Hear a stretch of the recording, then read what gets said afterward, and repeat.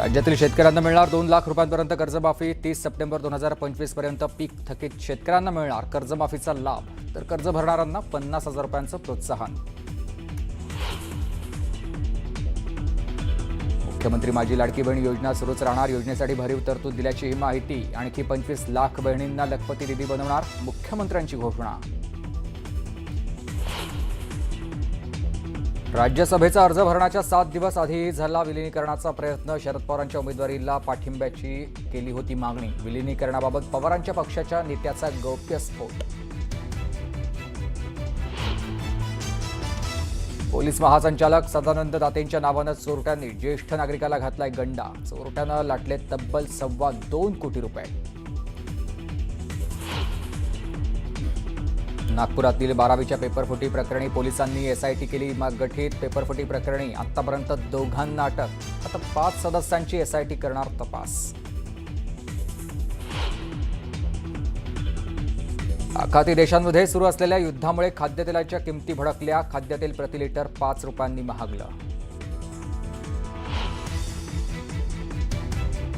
आखाती देशात सुरू असलेल्या युद्धामुळे घरगुती गॅसच्या किमतीत वाढ। 60 रुपयांनी सिलेंडरच्या किमती वाढल्याची माहिती।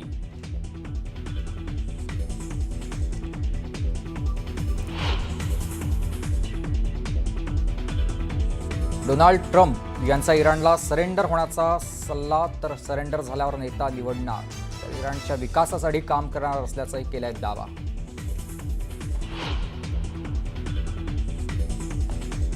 इस्रायलनं सुमारे 50हून अधिक जोरदार हल्ले करत खोमेनींचं अंडरग्राऊंड बंकर केलं उद्ध्वस्त। हल्ल्यात इराणचा मुख्य अधिकारी अफसर असगर हिजाजीचा मृत्यू।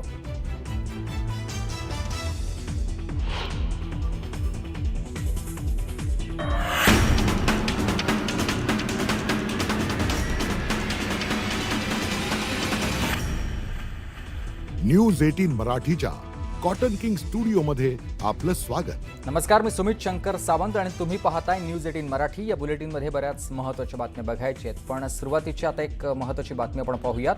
शेतकऱ्यांसाठी महत्त्वाची आणि दिवसभरातली ही सर्वात मोठी बातमी आहे। अर्थसंकल्पात राज्यातल्या शेतकऱ्यांची ज्याच्याकडे नजर लागली होती, ती शेतकरी कर्जमाफीची घोषणा जाहीर झाली आहे। मुख्यमंत्री फडणवीस यांनी राज्याचा अर्थसंकल्प मांडताना कृषी कर्जमाफीची घोषणा केली।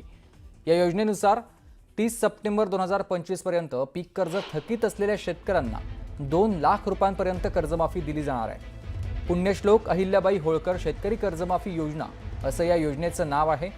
याशिवाय जे शेतकरी कर्जाची नियमित परतफेड करतात अशा पात्र शेतकऱ्यांना 50,000 रुपयांपर्यंत प्रोत्साहन लाभ दिला जाणार आहे। राज्यातील 30 सप्टेंबर 2025 रोजी पीक कर्ज थकीत असणाऱ्या पात्र शेतकऱ्यांना 2 लाख रुपयापर्यंत कर्जमाफी देणारी पुण्यश्लोक अहिल्यादेवी होळकर शेतकरी कर्जमाफी योजना मी आज जाहीर करीत आहे। जे शेतकरी कर्ज घेऊन नियमित परतफेड करतात अशा शेतकऱ्यांना प्रोत्साहन देण्याच्या हेतूने नियमित कर्ज परतफेड केलेली असल्यास अशा पात्र शेतकऱ्यांना 50,000 रुपयापर्यंत प्रोत्साहनपर लाभ देण्यात येईल। पात्र अपात्र ही जी काही त्यांनी शाब्दिक खेळ केलेला आहे तो तसा न करता ज्याप्रमाणे आम्ही कालबद्ध पद्धतीने शेतकऱ्याला 2 लाखापर्यंत कर्जमुक्त केलं होतं, तसं त्यांनी किती तारखेपासून म्हणजे 30 सप्टेंबर म्हटले, पण पहिली म्हणजे आमचं सरकार येण्याच्या आधी जी योजना यांनी जाहीर केली होती छत्रपती शिवाजी महाराजांच्या नावाने, ती अजून सुरू आहे। अर्थसंकल्पामध्ये वारंवार 2047चा उल्लेख झाला, तर आत्ताची कर्जमुक्ती 2047 पर्यंत तरी पूर्ण करणार का, हे मुख्यमंत्र्यांनी स्पष्ट शब्दात सांगावं की या तारखेपर्यंत ही कर्जमुक्ती आम्ही पूर्ण करू। ज्या शेतकऱ्यांसाठी कर्जमुक्तीची घोषणा केली ते 27 सप्टेंबर 2025 पर्यंत तेही पात्र असा शब्द घातला गेला। आता हे पात्र कोण ठरणार हे आता आपल्याला नक्की कळणार नाही। पात्र कुठे आहे, कोण पात्र आहे? सरसकट कर्जमाफी नाही आणि तेही 2 लाखापर्यंतची मर्यादा त्या ठिकाणी ठेवली, म्हणजे या वर्षीचं उत्पन्न जे येईल ते उत्पन्नातून मिळणारा पैसा शेतकऱ्याला या वर्षीच्या कर्जात कापला जाईल। दरम्यान कर्जमाफीच्या घोषणेवरून शेतकरी नेत्यांनी सरकारवर निशाणा साधलाय। पाहूया। अर्थसंकल्प मांडत असताना मुख्यमंत्री देवेंद्र फडणवीसांनी जी कर्जमाफी जाहीर केलेली आहे ती तकलाद आहे, महाराष्ट्रातल्या शेतकऱ्यांचा विश्वासघात करणारी आहे. कारण या संदर्भामध्ये ऑक्टोबर महिन्यामध्ये आम्ही जेव्हा आंदोलन केलेलं होतं त्यावेळी सह्याद्री अतिथीगृहामध्ये झालेल्या बैठकीमध्ये सुद्धा मुख्यमंत्र्यांनी 7-12 कोडा करणार असल्याचा पुनरुच्चार केलेला होता. परंतु प्रत्यक्षामध्ये आज जी कर्जमाफी जाहीर केलेली आहे त्याच्यामध्ये काही अर्थ राहिलेला नाही आहे. पात्र शेतकऱ्यांचंच कर्ज माफ होणार आहे असं विधान करून मुख्यमंत्री साहेबांनी दिलेलं आहे. त्याच्याशिवाय 2 लाखाच्या वरचं कर्ज सुद्धा या कर्जमाफीमध्ये धरलं जाणार नाही. शिवाय अतिवृष्टीने बाधित असलेले जे शेतकरी आहेत त्यांचं 30 जून 2026 पर्यंतचं कर्ज माफ करावं अशी जी आमची मागणी होती त्याच्यामध्ये कटौती करून सप्टेंबर 2025 पर्यंतच थकीत कर्ज माफ करण्याची घोषणा झालेली आहे. राज्यात गेल्या अनेक दिवसांपासून लोकप्रिय ठरलेली मुख्यमंत्री माझी लाडकी बहीण योजना यापुढे देखील सुरूच राहणार आहे अशी माहिती मुख्यमंत्र्यांनी विधानसभेत दिली आहे. लाडकी बहीण योजनेसाठी भरीव निधीची तरतूद केल्याची माहिती मुख्यमंत्र्यांनी दिली आहे. त्याचबरोबर 25 लाख बहिणींना लखपती दिदी बनवणार असल्याची मोठी घोषणा मुख्यमंत्री देवेंद्र फडणवीसांनी केली आहे.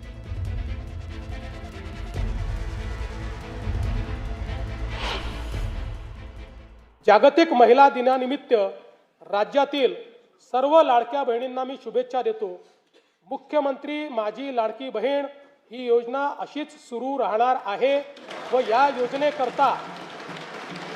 योजनेकरता आवश्यक ती भरीव तरतूद करण्यात आलेली आहे. राज्याचे अर्थमंत्री आणि मुख्यमंत्री देवेंद्र फडणवीस यांनी अर्थसंकल्प सादर करताना राज्याच्या विकासाचा रोडमॅपच सादर केलाय आणि या अर्थसंकल्पावर सत्ताधाऱ्यांसोबतच विरोधकांनी प्रतिक्रिया दिलेल्या आहेत. पाहूयात. कसं आहे की जे शब्द आम्ही निवडणुकीमध्ये महाराष्ट्राच्या जनतेला दिले होते त्याची पूर्तता करण्याची कारवाई टप्प्याटप्प्याने या ठिकाणी आपण करत आहोत. आजच्या या अर्थसंकल्पामध्ये खरं म्हणजे विरोधकांना बोलण्यासाठी काही शिल्लक राहिलं नाही. विरोधक हे पूर्णपणे चेकमेट झालेले आहे. एक अशा पद्धतीचं अर्थसंकल्प ज्यामध्ये कुठलीही तशी करवाढ नाही, कुठल्या योजनेला बंदी नाही, महसुली तूट ही 1% कमी नाही. विकासाचं मृगजळ दाखवणारा हा अर्थसंकल्प आहे. प्रत्येकाला आता काही दिवसानंतर कळेल की या अर्थसंकल्पाने त्याच्या आयुष्यात काय फरक पडणार आहे. मला असं वाटतं एकतर राज्याची आर्थिक परिस्थिती ही कशी आहे हे सगळेजण जाणत आहेत. कर्ज काढून फटाके वाजवणारा हा अर्थसंकल्प आहे. त्यातून मला नाही वाटत राज्याचं काही हित साधलं जाईल. थापांची लेवल वाढले, थापाचे उन्नत महावर्ग झालेले आहेत थापांचे. मी म्हणजे म्हटलं ना की विकासाचं मृगजळ 2047 व 2047 कोणी बघितलेलं आहे. आत्ता शेतकऱ्याच्या हातात काय पडणार आहे, आत्ता जो मध्यम वर्गीय आहे त्याच्या हातात काय मिळणार आहे, जो नोकरी करणार आहे, नवीन जी तरुणी आता शिक्षण घेऊन नोकरीच्या शोधात जाणार आहे त्यांना काय मिळणार आहे. त्यामुळे 3.5 वर्ष ते आरोपच करतायत आणि आरोपच करतायत. आम्ही आरोपाला कामातून उत्तर देतोय. त्यामुळे आजचा जो अर्थसंकल्प आहे हा अर्थसंकल्प गोरगरीब जनतेसाठी आहे. आम्ही म्हणतो सर्वसामान्यांचं सरकार आहे आणि म्हणून हे सर्वसामान्यांसाठी हा अर्थसंकल्प आहे आणि म्हणून त्यांना आरोप करू द्या. आता थापा पण आता त्यांच्याकडे नाही, तोही आमच्याकडे आलेला आहे.